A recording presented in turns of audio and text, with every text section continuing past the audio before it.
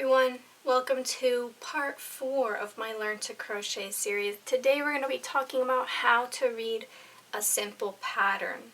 So I got this pattern from dummies.com and it's a very simple placemat pattern and I wanted to share this with you. The link is in the description bar for you to print it out, and we will be making this in a future video. So first we're going to look at how to read it. Typically a pattern will start with the material, so here it's telling you the brand of yarn, which is Lion Brand yarn, Cotton Ease. Worsted weight is like a medium weight yarn. This yarn, it's telling you, is 50% cotton and 50% acrylic. And it's telling you how many yards is in each skein. 207 yards is in each skein. A skein is one roll. So you will need one skein of each of these Lion Brand Cotton Ease yarn. Bubblegum, number 102, number 113 Cherry, number 133 Orangeade, number 148 Popsicle, number 158 Pineapple, and number 169 Pistachio. You can change out these colors for anything you like and for any other brand and color of yarn that you want. Try to keep it similar to the weight. You want worsted weight yarn, which is a medium weight yarn. And for the hook, we're going to be using a size H8, which is the US size. Or it says size needed to obtain the gauge. Okay, now the gauge, I'm going to skip the size really quick. The gauge is for 7 stitches and 8 rows of a single crochet. It should equal 2 inches. So if you crochet 7 single crochet back, and you do that in 8 rows, that 8 rows should equal 2 inches. If that does equal 2 inches, then you know you have the right size hook and tension for this project in order for your final size to be 10.5 by 16 inches. That's about how big, without the fringe, each of these placemats should be. Okay, the stitches used in this is a chain stitch, which is abbreviated CH, and a single crochet, which is abbreviated SC. Okay, we're going to start off with just making one of these placemats, and if you want to continue the full project, you can go ahead and make all 6. There's 6 in different colors for a set. You can make them all the same color if you want your set to be matching, or you can go ahead and have fun with it with all these beautiful different bright colors. Maybe that would be perfect for this summer. Alright, so first thing you're going to do, it's telling you here, and this is written in very, very simple instructions. Create your foundation chain by working 57 chain stitches in a row. Okay, I'm going to write this on a separate piece of paper so you will see how it will look in a typical crochet pattern format. Typically, instead of writing create your foundation chain by working 57 chain stitches in a row, typically this is what you would see. CH57. It's that simple. You create a chain that's 57 chains long. Next, row 1, you would typically have it like this. And it says to complete row 1, work 1 single crochet stitch, which is abbreviated SC, in the second chain from the hook. So this would be SC in second CH from hook, comma. Okay, now after that, then you would work 1 single crochet in each chain across the row. So that might say SC across. And then after that, it might have an abbreviated 56, which means you will have a total of 56 single crochets at the end of that completed row. Okay, so this is how it would probably look in an actual typical crochet pattern. This one is broken down so it's very easy for beginners to understand. Okay, next, row 2.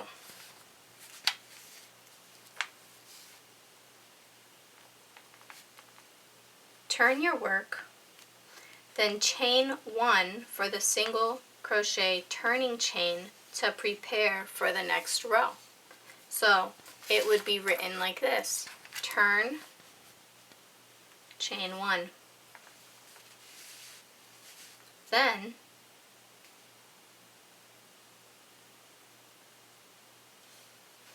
to complete the row, work 1 single crochet stitch in each stitch across the row. So it would have turn, chain 1, comma, SC across, and then in parentheses 56, either just the number or 56 SC, which means at the end of that row you should count 56 single crochets if you did it correctly. Okay, now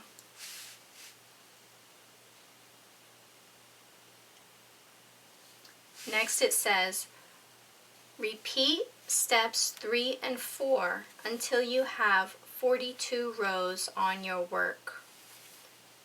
So step 3 on this page says turn your work and chain a single crochet to prepare for the next row, and then to complete the row, single crochet in each stitch across the row. So basically you're repeating row 2 all the way until you have 42 rows on your work.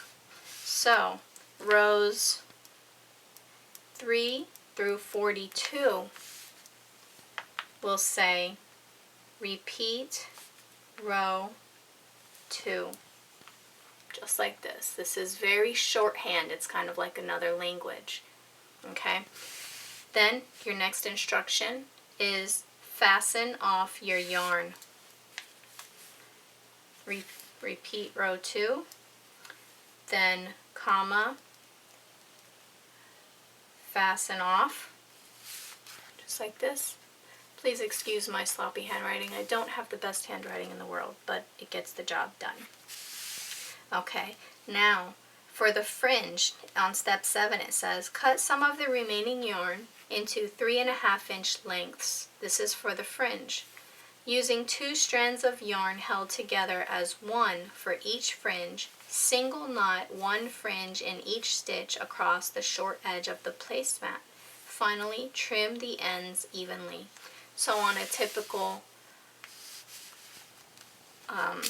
pattern, it might say, okay, for up here, because you have 2 separate parts, so before the instructions it might say placemat, and then give you the instructions like this, and then beneath that fringe, and now the instructions for the fringe.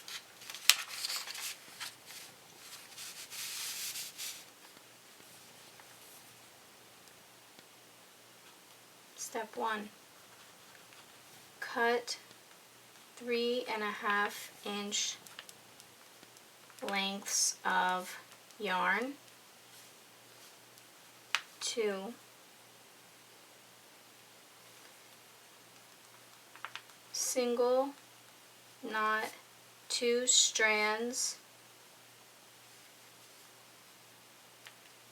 together in each single crochet across short side. Okay? Number 3, trim ends evenly. Alright, so there is your pattern. This is a very simple way for it to be written out in plain English, and this way I wrote it out is using abbreviations. And I have a link in the description box with the crochet abbreviations. Go ahead and print that out if you need it for reference. Quickly, let me go over a few of the abbreviations of what we have already learned. what we've already learned in this series is a slip knot, a chain, a single crochet, a half double crochet, the double crochet, and the triple crochet, which is also called the treble crochet. Okay, so now the slip knot will be SK.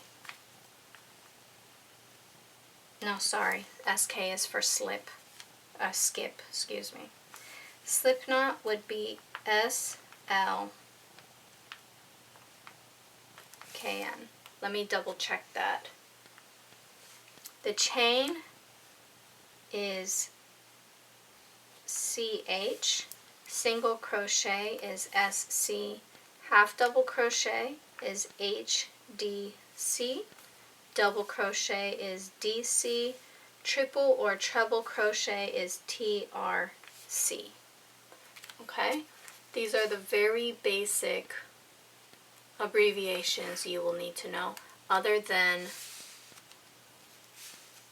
things like this. Skip, SK, beginning, BEG, like if they're asking you to do something at the beginning of a row or a beginning of a specific pattern.